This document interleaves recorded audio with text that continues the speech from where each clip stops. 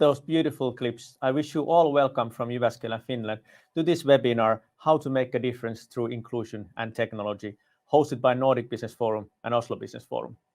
My name is Aslak De Silva. I'm the CEO of Nordic Business Forum and a board member of Oslo Business Forum, and I'll be the host for you today. Today, we are so fortunate to dig into with a successful leader and a pioneer of artificial emotional intelligence, Dr. Rana el Kaliouby. For today's agenda, we will kick off with interesting talks here in pre-studio together with Minttu Viitanen. Minttu is the country lead for health and public services at Accenture Finland. Minttu also leads Accenture's Women's Network in Finland and is a champion for Accenture's Truly Human initiative. After that, we're going to hear from the co-founder and CEO of Affectiva and author, Dr. Rana el Kaliouby. She's a passionate advocate for humanizing technology, ethics in AI, and diversity.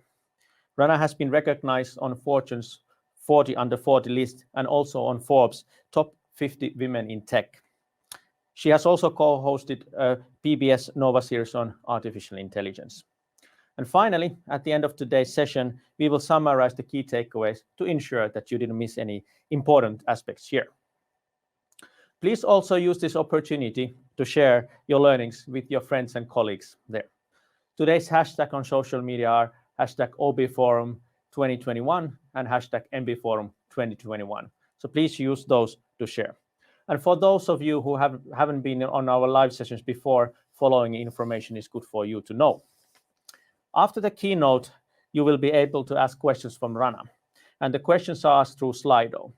The way it works is the following. You can access the Slido by exiting the full screen mode and the slider appears on the right side, or you can also take your phone and a camera and access with the QR code seen on the screen. And while in Slido, so you can ask questions, but please also upvote the questions that you feel the most relevant, and we will be able to see which ones to take with Rana. And yeah, let's test it out with Slido. So you will see a question there. So which words come to first your mind when you're hearing word inclusion? And please type in your answers there. And while we wait for your answers to come, I would also like to point out that the recording of the webinar will appear on our leadership platforms, live.mbforum.com and obforum.com there for existing members out there. But now let's take a look at what you've been saying, what inclusion means to you. So in the middle, we see diversity, equality, together and a team, all important words for sure. But now let's hear from a person of a company that's definitely women in business. So it's a true pleasure to have you here. Welcome, Minttu Viitanen. Thank you. Good afternoon, Aslak, and good afternoon to everyone who is joining us today. Great to have you here, Minttu. And kicking up some questions here to make it interesting. So you are at Accenture. You have published a book already 3 years ago related to relationships between humans and the machines, and especially like combining the human genius and technology. It's been now 3 years. So my question to you is that where are we now, and what's good for leaders to know when it comes to this? Well, I think we're quite far. So now a little bit over a year into the pandemic, I think we have within the past year probably achieved what usually would have been achieved in 3 years or even more. So it's been technology, it has been machines that have kept the societies running to the extent that they have been running. It has been technology that has kept food coming to the homes and people being able to take virtual connections to healthcare providers and so on. So I think if the pandemic, for example, would have happened 5 years ago, we would have been in a completely different situation. So I would say this has been a real proof point that technology is really amplifying us humans and providing new ways of coming together and also including people. That is true. And probably the acceleration is just going to get faster and faster all the time. But in the end, so what's left for us humans now, and what do you see the future bringing here? Well, a lot is left for the humans. I always like to take up that actually there's been quite a lot of research done that emotional intelligence also in leaders is a factor that comes up time and a time when people are looked at that who are very successful. So even though intelligence is important, emotional intelligence seems to be even more important. So I would say that for people, what is left on top of the intelligence is the emotional intelligence part. Of course, today we're going to hear from Rana how we can humanize technology, and that is really exciting. But I think that still there will be left that part for us humans to be empathetic towards each other and leverage that. But what would you say, like if you compare the Nordics to the rest of the world, so this intelligence and emotional intelligence, so where should our focus in the Nordics actually be? Well, I think we're very, let's say, subject driven. So we like to focus on the facts. And I think maybe, at least coming as a Finnish person from a Finnish culture, and also having had the privilege to actually grow up in the States as a child, 5 years. I know that we tend to put a lot of emphasis on the kind of being very data oriented, analytical, and we may sometimes less focus and develop our capability to, for example, be socially, let's say, successful or embrace those opportunities that we could have if we would develop those skills even further. So I would say that we probably, as you know, Nordics, coming from a culture where, let's say, we like to keep our distance, and that has proven to be, our obviously kind of a success factor now in the pandemic. I would still challenge that we probably have maybe even more to gain from kind of thinking that how could we collaborate more, how could we network in a way and make social contacts that not necessarily are only coming from the immediate need, but to really build those that could then be leveraged. I don't know, maybe sometime in the future, maybe not, but it offers us at least an opportunity to grow and learn, and those will be very valuable, even more valuable in the future. I totally agree. Very smartly put there. Another topic that I know that Rana el Kaliouby will also cover is the inner doubt. And I know we had a great talk about this before the webinar, that it's not only a gender thing, and it shouldn't be. And that's the thing that you want to also raise up. And it's important that also men talk about this. So could you elaborate on that as well? Absolutely. So I think maybe the inner doubt is something that females are more open about, but when we were carrying out the truly human trainings in Accenture, which meant that in 2015 we started a culture evolution in really offering new ways for our people to build capabilities and to be their unique selves at work and at home, and there we had actually a very kind of like transformational training. And one of the exercises that we did actually there was that we wanted to unwire some of the delimiting beliefs that we have. And it was interesting that no matter how high up or how big leader, most of the people have delimiting beliefs when it comes to that I'm not good enough or I'm not smart enough. And I would argue that everybody has inner doubts at time. It just varies to what extent people have them. Very true. Very nicely put there. Kind of picking up on what you were saying, you were talking about cultural diversity. Often when we talk about diversity, the simplest way is to look at the gender only, but you were talking about the cultural diversity. So where should the focus in companies be? And especially if you look at in the Nordics, so how do you think we are doing here? The story I'm telling myself is actually we were probably more culturally inclusive 10 years ago than we are today. So I think actually we have taken some steps back, at least in the Finnish environment.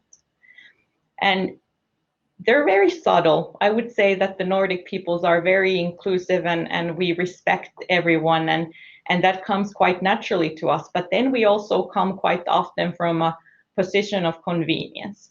So for example, I realized that we tend to use more Finnish language than we did before, or I see that companies, our clients are demanding that experts that they want to work with would be fluent, for example, in Finnish. And the question I'm asking myself is that how often will that language requirement of speaking Finnish, which is a very small language itself, actually bring value? Or how often is it just a request that is coming from a place of convenience? And that's maybe something that I would like to ask all of the listeners to think about the next time, for example, because it is, with the language, for example, it's a very easy way to create the inclusion or then not to. And all of the Nordic countries are rather small in the global perspective. And we do want to include talent outside of the Nordics, and we need to. That is true. Good points there. But also kind of still looking at also the gender, there is a gender gap for sure. And Accenture has stated that by 2025, the gender gap is closing. And how are you going to achieve this, and how far are you achieving it already? We're actually very far along the journey globally. So 2025, we will have a 50-50 mix of women and men in Accenture. We set that target for ourselves already a long time ago, and already in 1995 was the first time when we had diversity and inclusion initiatives started in Accenture. So there's been a lot of work done. There, I think how I see it is that we're not leading it in any way in the Nordics. So we do quite often like to kind of think that because we come from the most equal countries in the world, that we would have an advantage. We might actually have some disadvantage there as well. So it's called the Nordic paradigm. So also when women have a lot of options, that freedom is used in a way, for example, that we don't have a lot of young women choosing, for example, to study technology, and a lot of women are, for example, choosing to stay home with their children and so on. So we still need to do a lot of work in the Nordics as well to achieve the 2025 global target that we have set. Thank you for the honesty. It's not easy to always say and admit those, but I think it starts from there, that you actually realize where you are and start building it from there. But I'm sure that there'll be a lot of great learnings from companies like yours, like Accenture and others, that are kind of pushing it forward and stating it out loud. So that's the step forward for sure. But thank you, Mittu, so far, and you'll stay with us here for the next hour and help me to summarize the key learnings from Rana el Kaliouby's talk. But now it's time to go for the main session, and our host there is our Chief Customer Experience Officer, Salla Seppä. So over to you, Salla, there.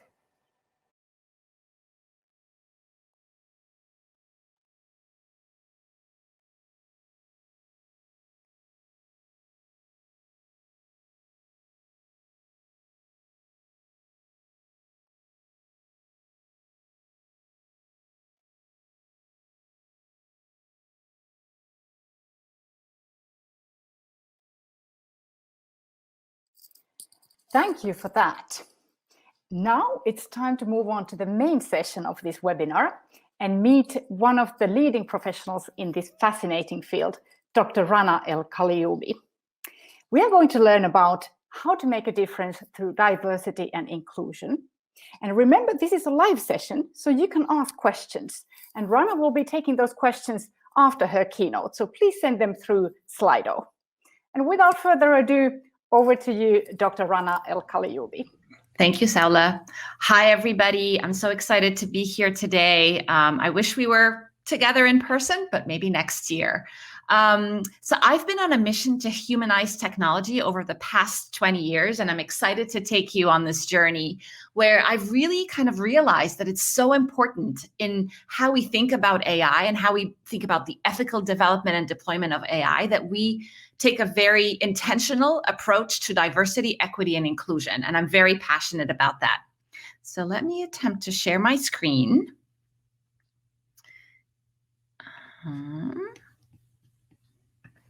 And get started. All right. Perfect. Yeah, so I've been on a mission to humanize technology and specifically bringing emotional intelligence to technology, which has, been always important to me, but especially so during the last year as we found ourselves catapulted into this universe where we are primarily connecting and communicating with one another through digital interfaces. One case in point, I've been giving a lot of talks over the last year, and I find it really painful that I can't see my audience. Like if we were together, I would have been able to sense the energy in the room, sense the level of engagement, be able to adapt my presentation based on how excited, engaged you are. And it's so hard to do that in a digital platform like the one we're using today, where I can't get this real-time feedback because I can't see the rich nonverbal signals that people send all the time, which constitutes about 90% of how we connect and communicate. So a little bit about my story. I'm Egyptian American. I grew up in Cairo, Egypt, and around the Middle East. So this is me, on my royal blue chair. It's really just a $2 plastic blue chair. And my dad used to plop me on there, and both my parents are technologists. So I grew up exposed to technology from very early on. So he had this video camera, and he would literally plop me onto this chair, and I would just riff off and just give my speeches, I guess. So he was my very first audience. But it kind of, I guess I grew up in this house that really supported, I guess having a voice. But also being kind of, the daughter of technologists, we played a lot of video games growing up. And what struck me the most about these gaming consoles wasn't the actual gaming experience, but how it brought me and my two little sisters together as a family. And it stuck with me that technology can really change the way we connect and communicate with each other. And that's been a common thread of my work over the years. We also were in Kuwait during the first Gulf War and had to kind of evacuate. And it was quite a traumatic experience for us as a family. But I learned a lot of grit and perseverance. I was about 12 years old when that happened. And it was just, it was just an experience where, again, I saw my parents go through this adversity, I guess, and but be role models on how to react in the face of adversity. We rallied as a family. We kind of had to go back to Cairo and restart our life there. I started at a new school, new friends, new everything. But it almost kind of provided this roadmap on what to do when your life gets turned upside down, pretty much like it did for a lot of us over the last year. From then on, I was fascinated with computer science. I majored in computer science as an undergraduate at the American University in Cairo, and then became fascinated by this idea of human-machine interfaces and what happens at that exact touch point. And can we rethink what a human-machine interface looks like? So I applied to Cambridge University, got a scholarship to go do my Ph.D. there, and essentially proposed to build the first ever emotionally intelligent machine. I wanted to capture all of the nonverbal signals that we use to communicate with each other by building algorithms that can detect and identify your facial expressions, map it to a number of emotional states and mental states, things like joy, anger, surprise, but also maybe confusion, attention, comprehension, excitement, all of these other really important states of mind that we as humans use to express ourselves. And then towards the end of my PhD, I had the opportunity to meet an MIT professor who I'd been following her work for many, many years, Professor Rosalind Picard. And she invited me to join her group at MIT Media Lab. And the inspiration for our project essentially came from this realization: if we're building technology that can read and identify and adapt to human emotions, can we leverage that to help individuals who struggle with emotion understanding? And autism was a great example of that. So the project that brought me over to the MIT Media Lab was essentially one where we built a Google Glass-like device. The kids would wear that camera and in real time get responses on the nonverbal signals of the people they're interacting with. And we use that as a groundwork to build prosthetic devices and assistive devices for individuals on the autism spectrum. But being at MIT Media Lab twice a year, we would invite all of our Media Lab sponsors. It was called Sponsor Week, or internally we called it Demo or Die Week, because essentially you had to show up. You couldn't show up with slides like this. You had to show up with actual working prototypes of your technology. And for a number of years, all of these Fortune 500 companies would say, what if Pepsi, for example, wanted to use it to test their latest products? They wanted to know if people like the flavors of their products. Bank of America wanted to track customer experience. Toyota wanted to look at driver monitoring and driver fatigue, driver distraction, and drowsiness. So the list went on. And literally every time these companies visited the lab, I would just make a note of the different use cases. And they wanted to buy the technology, but this was an academic setup. There was really no mechanism for them to buy the product. There was no product. It was essentially a prototype. So it quickly became apparent that we had a unique opportunity to commercialize this. And we started Affectiva. Roz Picard, the MIT professor who brought me over to MIT, and myself co-founded Affectiva. And I remember in 2009, we did a trip to the Bay Area where we had lined up many, many meetings with the VCs. It's called the Sand Hill Road, or the Sand Hill Roadshow, where we had back-to-back meetings with investors. And I just want you to picture this for a second, right? Two women scientists. I was visibly Muslim because I wore the hijab. I don't anymore. Pitching an emotion company to primarily a very non-diverse set of investors, primarily older white men. And so first of all, we had what we called our pitching uniforms, these drab gray suits that we always wore to these meetings. And in our early pitch decks, we actually avoided using the word emotion. In fact, when we were naming the company, we wanted a synonym for emotion. So affect is a synonym to the word emotion, but it's less feminine and broader too. So we called the company Affectiva. But to me, like looking back, that was because the funder community is so not diverse and we need to do better. So now I've become super passionate, not only in supporting female founders and entrepreneurs, but actually supporting more female funders. We need more diverse voices that can say, oh my God, this is a really interesting, cool idea. I want to invest in that. But we persevered. If there's one thing I've learned from Roz, it is that you persevere. And so we got a lot of no's, but we stayed at it. And eventually we were able to raise an initial round of funding for the company, which set us in motion.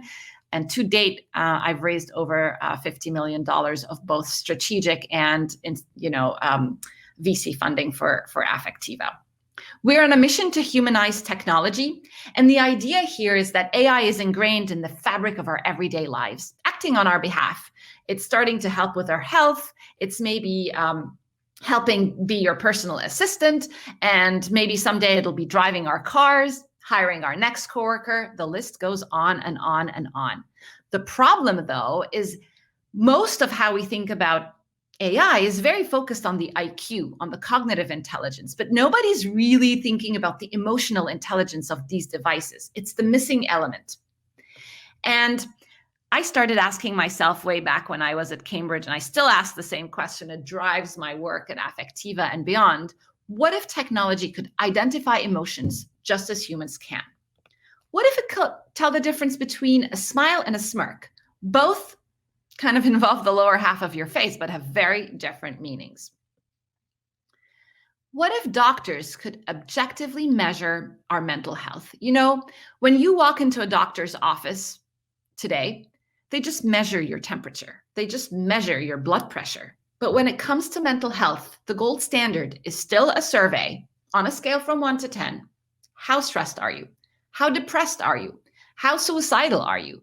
And this data is very unreliable, and it's also very choppy, right? And we have an opportunity with technology like the ones I'm building to objectively and longitudinally measure facial and other biomarkers. Could be vocal biomarkers, could be physiological biomarkers of our mental health. And that's an area I'm very excited about. Learning. What if your learning app, and of course, over the last year, learning has not completely, but a lot of it has migrated to happening online. So what if learning apps could detect the emotional engagement of students and personalize the content accordingly, personalize the learning experience, give that feedback to a teacher so he or she could adapt in real time, just the way they would in a real classroom? What if your car could sense that you were drowsy and basically say, you know what? I'm going to be a safer driver at this point in time than you are. I'm taking over control in a semi-autonomous vehicle. That's possible. So that's another area where we as a company are very, very focused on to reimagine the future of mobility in a way that improves road safety, but also allows us to personalize the driving and the mobility experience. And of course, if you have an Alexa or a device like Alexa, how many times have you sensed frustration? Well, what if Alexa could sense that frustration and react accordingly? And what if Siri had empathy? I mean, I met the co-founder of Siri a number of times, and it always fascinates me how he shares the story. They were so surprised by how people use Siri in the early days because people confided with this conversational agent. They still knew that it was a device or a computer, but they still shared a lot of, disclosed a lot of information. And in the initial days, they didn't really know, they were surprised by that. They just thought that the main use of Siri was going to be functional, but there was this other human element that they didn't account for, and they had to redesign Siri to have more empathy and to be able to react with these playful and empathetic responses.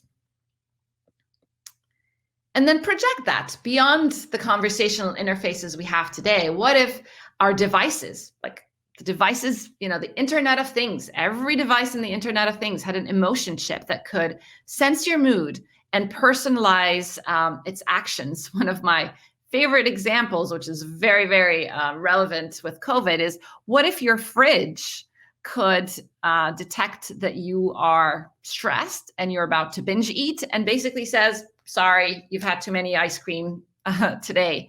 I'm locking the fridge down. And see, this is where I would have loved to see everybody's expressions in response to these examples. And all of this is giving to what I'm calling the rise of the empathy economy. The empathy economy essentially recognizes that empathy is at the core of how people connect individually, but it's also becoming at the core of how organizations connect with their employees, with their stakeholders, with their customers, with their clients. And it's almost that organizations that are able to leverage empathy as a superpower, they're going to drive monetary value and economic growth. But the key is you have to do this at scale, right? It's easy to do it when, you have a couple of customers and you're a small team and you can really get to know your employees one-on-one. But as you scale and as you grow, the key is going to be, how do you incorporate technology like emotion AI, like human perception AI? How can you incorporate thinking around humanizing technology to bring empathy at scale? And so this merger of IQ and EQ in technology in all of the tools that we're using is inevitable. And some of the use cases are all about collecting these people analytics so you have a better understanding of your audience, of your employees. How engaged are they? How are they? How stressed are they? Especially as we're now all geographically dispersed. So that's one bucket of applications. And the other bucket is how can you use machines or enable machines to sense and adapt these human emotions and become better interfaces and more engaging and efficient interfaces.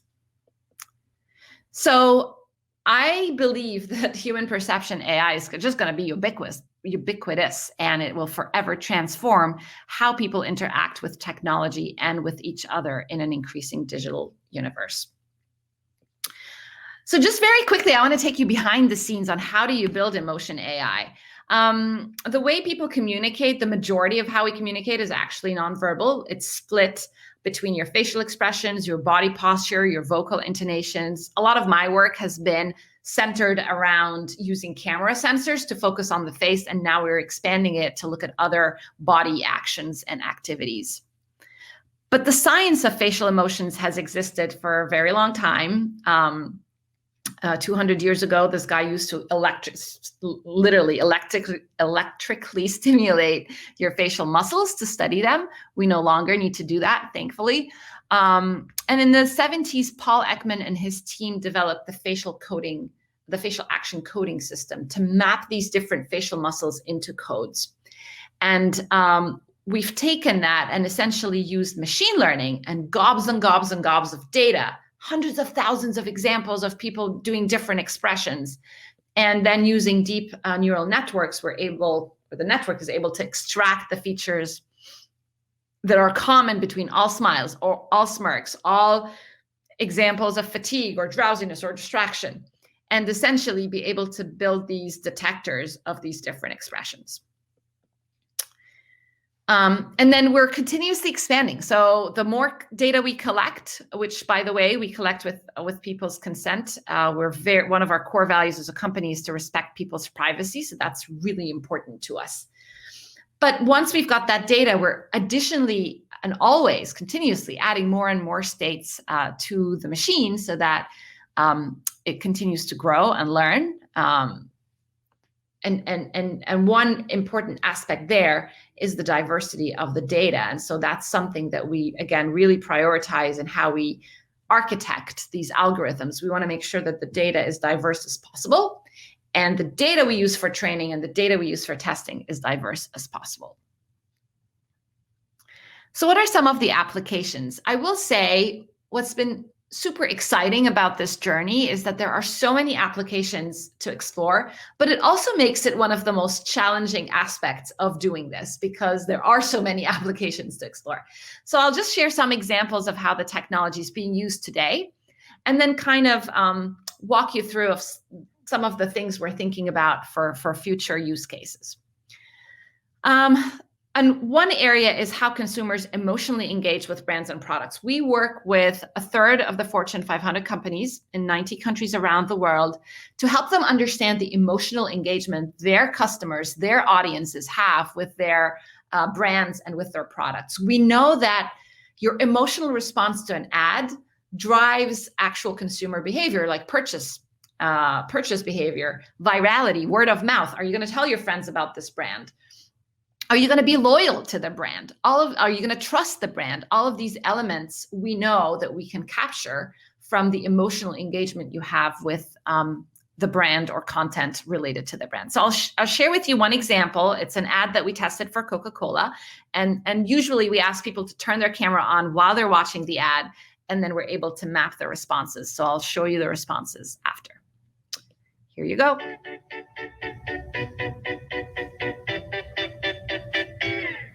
Come prima, più di prima, t'amerò.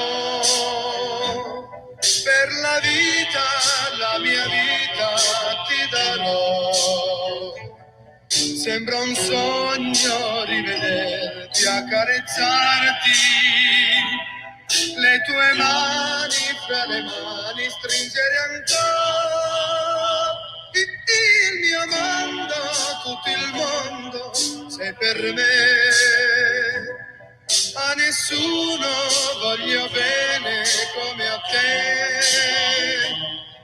Ogni giorno, ogni istante, dolcemente ti dirò come prima.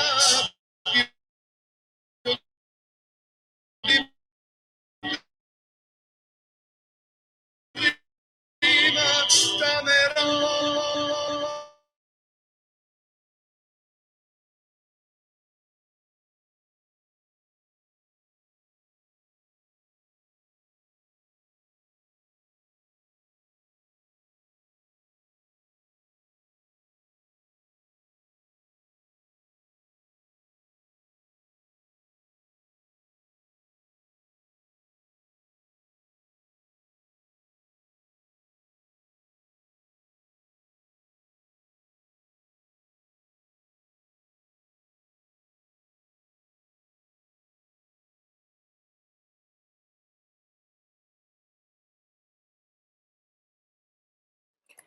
Rana, I'm sorry to interrupt you. We lost your voice now. So is it possible that you can unmute yourself? Oh, Maybe. so Yes, no, it's better. It's better. I didn't do anything. Sorry about that. No worries. It probably wasn't related to the video, but we'd love to hear more about the facial expressions that you were just touching upon. Okay, absolutely. Let's go back to that. Yeah, so can you hear me now? Yes, absolutely. Thank you. Awesome.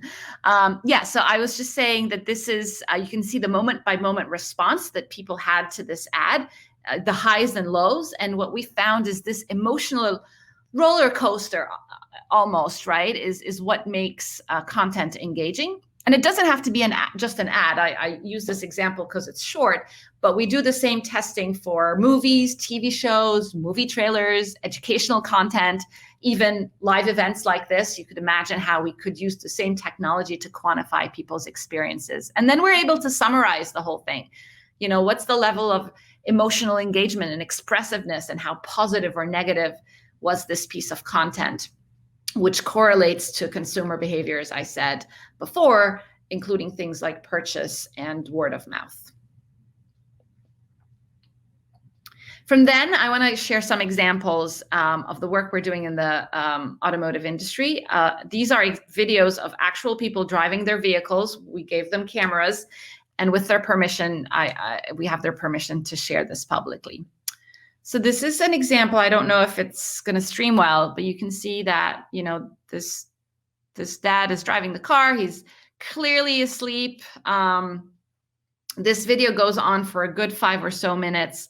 We're also tracking his toddler daughter in the back seat. Obviously, a very dangerous situation, and we are often able to measure drowsiness and distraction in real time. Here's another example. So she has one phone texting while driving. Her eyes are not on the road. Oh, 2 phones in her hand. So her hands are not on the wheel. Her eyes are not on the road. This is very dangerous behavior. Again, we would be able to detect that using a combination of tracking her face, but also her eye gaze behavior and the fact that she has 2 phones in her hand. Video conferencing is another area. I think I mentioned how I've been doing a lot of these virtual events. This was the launch of my book talk last April. You know, we had almost 100 people on Zoom. But again, I wish there was a way to quantify people's expressions and use that as a way to create more of a sense of a shared experience. We've been piloting this in-house. So we've been recording our own meetings and trying to track and aggregate people's responses. You know, the Brady Bunch view on platforms like Zoom. And I think there's a lot of innovation. We're going to see a lot of innovation that's going to happen in this space. It's a very exciting area. If this is something that you're exploring, please definitely reach out to me. So they announced yesterday. I'll just show a few seconds of this. You can see how it's tracking. Isolation begins. Yeah, this was earlier in the pandemic, and we were talking about something like that. I have to believe that that's a rumor, because that would be too much. And then applications within mental health. Again, there's a lot happening in the telehealth space with social robotics that support, you know, patient care. But also this idea that we have facial and vocal biomarkers for mental health diseases. And autism is one example that it's where we started. We're now partnered with a company called Brainpower and Google Glass to bring this to market. I'll show you a video that's very powerful. What do you see on screen? Mom. 8-year-old Matthew Krieger has been diagnosed with autism. A lot of the trouble he gets into with other kids is he thinks he's funny and doesn't read at all that he's not, or that they're annoyed or angry. Matthew's mother, Laura, signed him up for a clinical trial being conducted by Ned Sahin. I want to know what's going on inside the brain of someone with autism. And it turns out parents want to know that too. You get points for looking for a while, and then even for looking away and then looking back. Sahin's company Brainpower uses Affectiva software in programs Matthew sees through Google Glass. These games are trying to help him understand how facial expressions correspond to emotions and learn social cues. one of the key life skills is understanding the emotions of others, and another is looking in their direction when they're speaking. Looking at your mom, and while it's green, you're getting points. When it starts to get orange and red, you'll slow down the points. Am I looking at you? You are looking at. Just a few minutes later, the difference in Matthew's gaze overwhelmed his mother. I'm gonna cry. Why? When you look at me, it makes me think we haven't really before. Because you're looking at me differently. So we know that Brainpower has about 400 of these devices deployed in various homes around the US. We're already seeing a lot of really positive results, which is very exciting. Which brings me kind of to the last point of my presentation. You know, I'm sure that you're thinking that this technology could be used to discriminate against people, to break people's privacy, in all sorts of ways. That this technology has potential for abuse, but it also has potential to transform people's lives. And I believe that as innovators and thought leaders in this space, it is our responsibility to be a steward for the technologies we build. And so I invite you and I urge all of you, because you are at the forefront of what this future of technology will look like, to really think about the unintended consequences and really hold a very high bar for what this technology could look like. And this is where diversity, I bring it all the way back to diversity.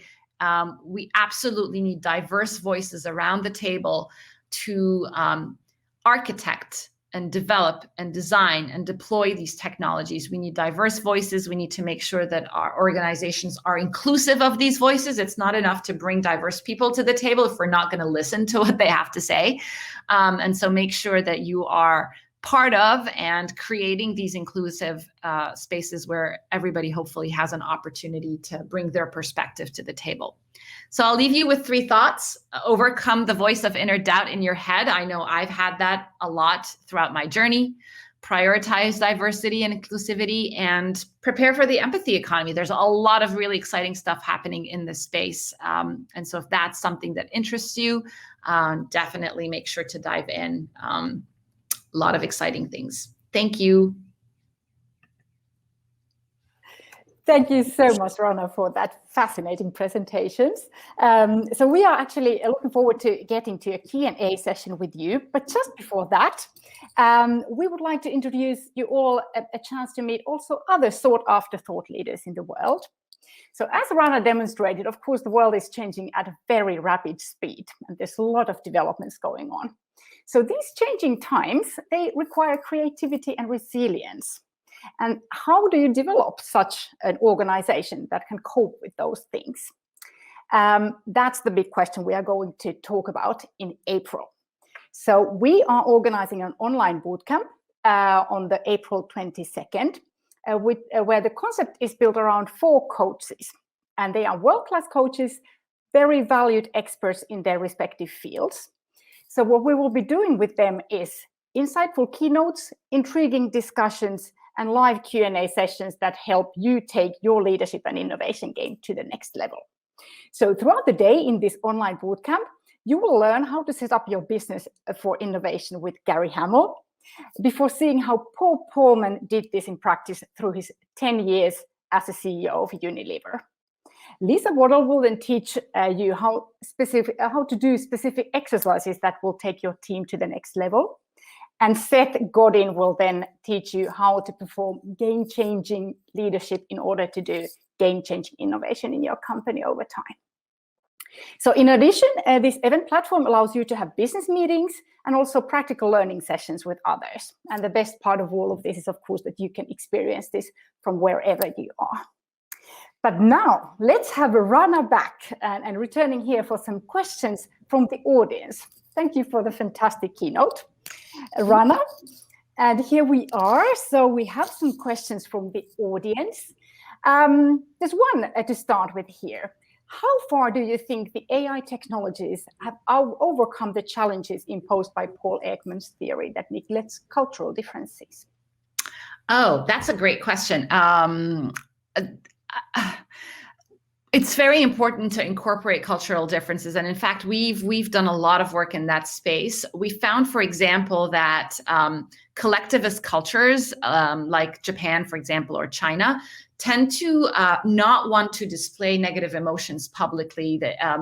And we often see the expressions being dampened or sometimes even masked altogether. So it's really key that we incorporate some of that in our benchmarking of these different algorithms. So that's a great example. It's also another example where the diversity of the data is really important. If your data is not diverse, it's just not going to work globally. So yeah, thank you for that. Thank you for that. Then there's another question, that how could we use emotional intelligence to design better life experiences? I love that question. I think this is where there's going to be a lot of innovation, right? Like, how can you, if you're able to track or understand the emotional response and engagement throughout a journey, whatever that journey is, you would be in a better position to optimize that experience. And also, we know that emotions tie very closely to memory, right? This is an area that I'm super interested in. So how do you craft memorable experiences? Well, you make sure that they're emotion generating. But often we don't know if an experience, be it watching a movie or going on, I don't know, a Disney ride or traveling to a beach, right? Like, we often don't know what level of emotions that generates. But if you're able to kind of wear a Fitbit that quantifies that, the Fitbit for emotions, and then tie that, and get an insight into, your emotional experiences, I think that could be really interesting. Thank you for your answer there. What would you say then are the key trends impacting emotion detection and recognition software ecosystem? There's definitely kind of a broader, I think of it in terms of different components. One is the core technology, right? Like, so cameras have become ubiquitous, microphones are ubiquitous. So we're seeing an uptick in the interest because the core technologies are there. Obviously, deep learning, access to data, all of these are enabling things that allow us to bring this at scale. There's a lot of work to do on the core technologies. I mean, back to the question around cultural differences, we just need to leverage more data, build more features. So it's still very early days. So there's a lot of opportunity for growth there. And then I think the final component is just the acceptance of the public, right? And obviously you're all following the tech backlash in general, but specifically around facial recognition. So I do think we need thoughtful regulation. I would hate to see the entire field totally kind of stopped, because I think there's amazing use cases, but I think we need regulation in this space, and I'm a big advocate of that. It's easy to agree on that as well. What tools can we use to assess the current landscape of the company's inclusion and diversity? Ooh, I really like that. Well, the obvious one is to just look at the team composition, right? Look at the team composition at different levels. The troops on the ground, right? The executive team, the board, the company's board is usually very telling. The advisory board is interesting to look at too.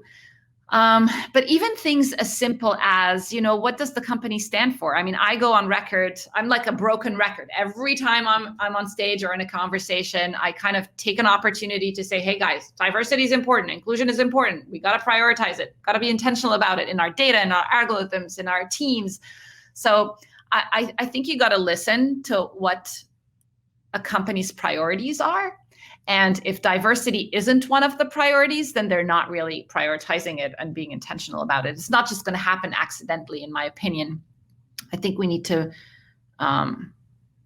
be very systematic about how we solve these issues. And then the very kind of tactical, pragmatic things. So, for example, at Affectiva, no matter what meeting we're in, now it's part of our culture. If somebody interrupts a woman, another woman in the meeting will literally stop the meeting and say, hang on a second, Gabby, what were you saying? I want you to finish your thought there. So it's like these like very kind of pragmatic small things that add up to essentially making sure that everybody has a voice. Oh, that's beautifully said. A few more questions, hopefully, here. What parameters do you work with to ensure diverse data? So, for example, there was this reference to gender, age, cultural, and so on. Yeah. Oh my goodness. It gets pretty complex very quickly. So obviously gender, ethnicity/race, age. Age is very important, by the way, and it's often forgotten, not just in terms of the data representation, but even in how we design and think about this. We have an amazing program for high school students over the summer where they spend, a couple of months with us. And we put them on real projects because we want to hear their perspective and how they're thinking about this technology. Obviously, they're at the forefront of how how technology is being applied and used. And we want to make sure that they're part of the conversation. But also things like, do you have a facial beard? Do you wear glasses? Are you wearing a baseball cap? I often get asked about neurodiversity, and that's the place I think where our data is probably the weakest and has, opportunity for more work. But yeah, there's a lot of considerations. Even the environment you're in. Are you in a car? Are you at home? What's the light look like? So many factors. Thank you for that answer as well. I think it's time for the final question. So if you were to give 2 specific tips to our webinar participants, what would they be? Well, I think the first tip I would give is pick something you're really passionate about. There are a lot of problems in the world that need solving, and usually the journey isn't easy. It's been quite an emotional roller coaster, to be honest, starting a company and raising money and bringing products to market and et cetera, et cetera. So make sure that you have this conviction about what you're doing and ignore the naysayers. You're going to run into a lot of naysayers over the years. Take input always, of course, take diverse, opinions. But the Debbie Downers, including yourself, ignore that, ignore these voices and just, keep charging ahead and persevere. And then I guess my second one would be more around networking, the power of a network, which of course you're all doing by being part of the Nordic Business Forum. But it's so important to network with like-minded people. It opens doors. It's an opportunity to be mentored and mentor. And you never know what journey it'll take you on. So be part of these incredible networks. Thank you. That's a fantastic way to wrap things up from your end. So thank you so much, Dr. Rana el Kaliouby, for being part of this great session. A lot of highly valuable takeaways and insights for all of us. So we will now go back to the studio. So make sure to stay put in order to get the most valuable takeaways from this webinar. So over to the studio for the summary.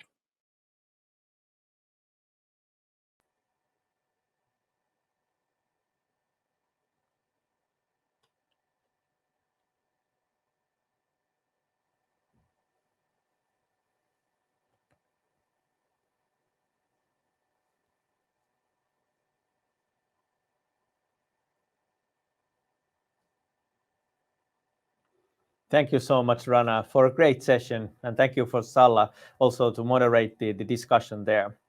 Soon we'll have Mintu back on stage here to summarize the key takeaways from the webinar. But before that, I would like to encourage you to rate the webinar, and you'll see the poll on the Slido as before. We highly appreciate every feedback we'll get from you. But now let's have Mintu back on stage. Welcome back, Mintu. Thank you. That was interesting content, right? It was really interesting content. And the question that came to my mind was that, Rana started to work on this a long time before actually the pandemic. But I think a lot of you who have been living now the teen Zooms, what do we have it, platform life for a year already now. I mean, we would all appreciate having that technology now in these meetings, right? Because for sure. We are not getting that feedback. We would be able to read that, but we're not getting that feedback through these channels. Very true. I'm totally with you there. We can also look at the sketch notes from our talented sketch notes artist Linda here to kind of help you to see what was covered there. But what were the key takeaways for you, Minttu, from the webinar with Rana? I think definitely I would start with the empathy economy, that it is, I think it is really empowering. I think it is exciting. Personally, that was something that struck me. I was thinking that it's two ways as well, because actually Rana took the example of Siri. And Siri, actually, I think it's quite obnoxious sometimes, so it's not very an empathetic helper. And I've been watching my son engage with Siri from a very young age, and I noticed that he was very empathetic with Siri in the beginning, apologizing every time he couldn't answer something or ask a question the right way. But nowadays, he seems to say that Siri, go away, and he's very also blunt in his conversation. So I was thinking that how much is it that technology, when it is not empathetic, can drive our behavior to be less empathetic? I think research shows that that is happening already now on virtual meetings. And then the other way around, that what could technology then increase? The case with the boy with the autism, I think that was, I was really touched by that then we have, really areas where technology is able to give that key to be included in a way of humanity that is not possible because of that capability lacking there. Very true. And yeah, as you said, like the technology moves fast, and it's surprising sometimes to see what we can do already with that and the emotional and in artificial intelligence there. What would be the kind of the three top picks for you, for us leaders in the business leaders in the Nordics? So where should our focus be based on this content here? Well, I think Rana had excellent, 3 points there that she put for us. So I would really she said diversity, equity, and inclusion. And from those, if we think about diversity, we've talked about it. How much have we implemented and acted upon it? Equity is less talked about. And we quite often are a little bit allergic to equity. But I think equity is important when we talk about being able to be inclusive, because not everybody has the same kind of, let's say, voice value. We tend to give a little bit more space to some of the voices. And then the inclusion aspect, definitely, I think there was excellent points there being made. Yeah, I would really sum up with that. That is a good sum up. Yeah, I totally agree. Big topics, but still something really clear to kind of take away. Is there something that you felt like, oh, now this has changed my thoughts somehow after this? So kind of like, what you'll take away from this and like really consider at home that I need to learn about this more? I think many things, but one of the things what I was also thinking to myself is that what if I would get all of this information? Let's say if I was getting it now from your facial, how would I be able to utilize that? That there we have still a lot of room as humans to grow. That then if we do get information that you're not engaged or you're a little bit troubled or these different, that then what would be the right way then to approach that through virtual channels as well, because I do believe that we will be going to a hybrid model in the future. So we like to think that when we come back together face to face, I know we will, but we will also continue to work virtually as well. So we cannot be saving those, great social moments only for face-to-face possibilities, because then we will be, lacking, or we will be really missing out on a lot. Thank you so much, Minttu. Great comments there. Yeah, thank you for you also watching here and this webinar. So this concludes it now for today. But please follow us on our social media and other channels to get the most updated information on our upcoming activities. And I really hope to see you on our bootcamp on 22nd of April, where we will actually be able to again ask and learn together from here, and also get a great understanding from Gary Hamill, who will sum up all the sessions in the end. But until then, stay safe, thank you, and take care.